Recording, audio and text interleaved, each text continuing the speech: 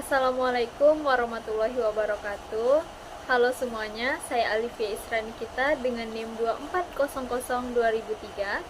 Pada kesempatan kali ini, saya akan mempresentasikan hasil dari buku yang telah saya baca mengenai manajemen perpustakaan. Baik, langsung saja kita pada pembahasannya. Pada bab 1 mengenai konsep dasar manajemen perpustakaan. Manajemen perpustakaan adalah proses mengelola sumber daya perpustakaan mulai dari manusia, koleksi, fasilitas, dan teknologi agar perpustakaan dapat berfungsi efektif dalam memberikan layanan informasi kepada pengguna.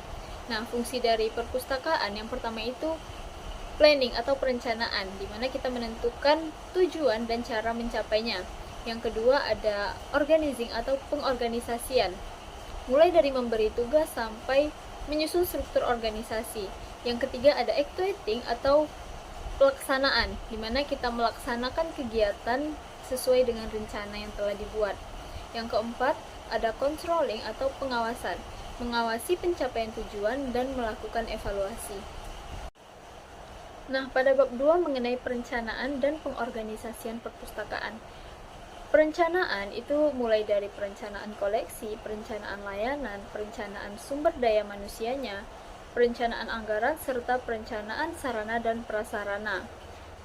Untuk pengorganisasian, mulai dari menyusun struktur organisasi, menentukan description setiap posisi, serta mengatur alur kerja agar tidak terjadi tumpang tindih tugas. Pada bab 3 mengenai pengelolaan koleksi perpustakaan. Pengelolaan koleksi ini terbagi menjadi 3. Yang pertama itu seleksi dan akuisisi, yaitu menentukan bahan pustaka yang akan dibeli berdasarkan kebutuhan pengguna. Sumber akuisisi ini bisa dari pembelian, hibah, tukar-menukar, maupun penerbit. Nah, yang kedua ada pengolahan koleksi seperti katalogisasi, yaitu membuat data bibliografis. Kalau klasifikasi yaitu menentukan nomor kelas atau DDC yang umum digunakan oleh perpustakaan. Dan yang selanjutnya ada labeling atau shelving, yaitu menempatkan buku ke rak yang sudah disediakan oleh perpustakaan.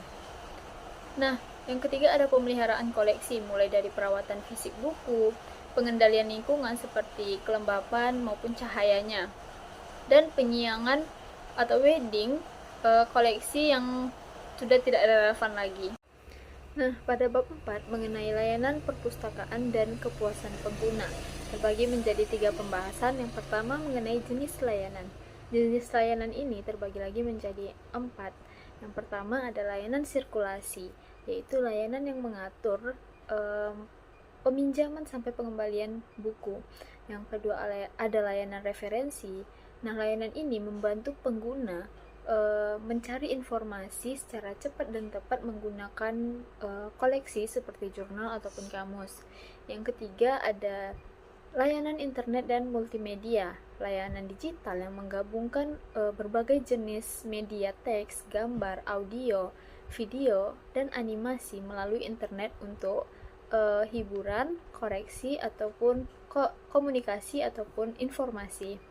Yang keempat ada layanan bimbingan pustaka, program edukasi dari perpustakaan untuk mengajari pengguna atau pemustaka cara mencari, menemukan, dan memanfaatkan informasi serta fasilitas perpustakaan secara efektif dan mandiri.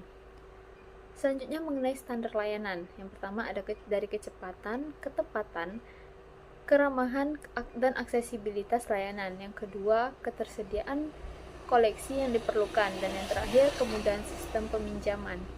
Selanjutnya mengenai kepuasan pengguna, itu bisa dari survei kepuasan, buku saran, observasi, ataupun wawancara pengguna. Selanjutnya pada bab 5 mengenai teknologi dalam perpustakaan. Teknologi dalam perpustakaan berarti berbagai kegiatan perpustakaan itu dilakukan dengan menggunakan bantuan komputer. Contohnya sistem peminjaman dan pengembalian menggunakan barcode ataupun RFID. Pada bab 6 dijelaskan mengenai manajemen keuangan dan penganggaran, mulai dari sumber dana perpustakaan, bisa dari dana pemerintah, dana lembaga induk, sumbangan atau hibah, kerjasama dengan mitra maupun donasi pengguna. Terus ada penyusunan anggarannya seperti anggaran koleksi, anggaran layanan, anggaran sarana dan prasarana, anggaran SDM maupun anggaran operasional. Terus mengenai pengelolaan keuangan, mulai dari merencanakannya, terus menggunakan dana, serta membuat pelaporan dan pengawasan.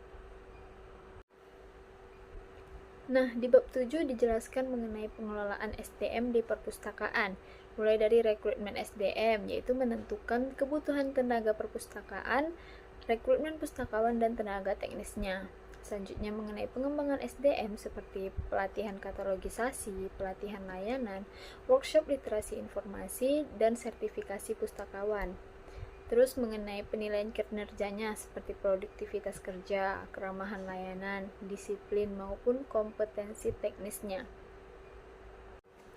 Nah, kita masuk pada bab 8 mengenai promosi dan pemasaran perpustakaan. Yang pertama mengenai strategi promosi, itu bisa dari membuat poster, brosur, dan banner. Terus mengadakan event, pameran koleksi maupun layanan keliling. Selanjutnya mengenai media publikasi, bisa dari website perpustakaan, media sosial seperti Instagram, TikTok, Facebook, maupun Twitter, dan OPAK sebagai alat brandingnya. Selanjutnya mengenai branding perpustakaan. Tujuan dari branding perpustakaan ini yaitu meningkatkan citra perpustakaan agar lebih banyak dimanfaatkan oleh pengguna.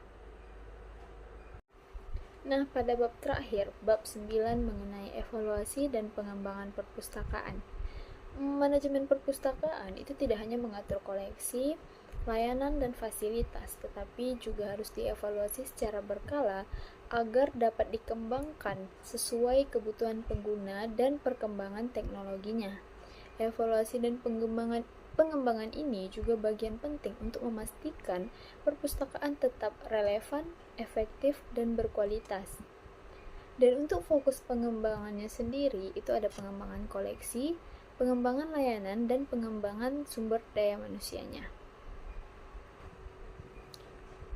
Nah, baik, saya rasa cukup sekian penjelasan atau simpulan yang saya dapat dari hasil buku yang telah saya baca mengenai manajemen perpustakaan. Saya mohon maaf apabila ada salah penyebutan kata. Terima kasih yang sudah menonton dan mendengarkan penjelasan dari saya. Assalamualaikum warahmatullahi wabarakatuh.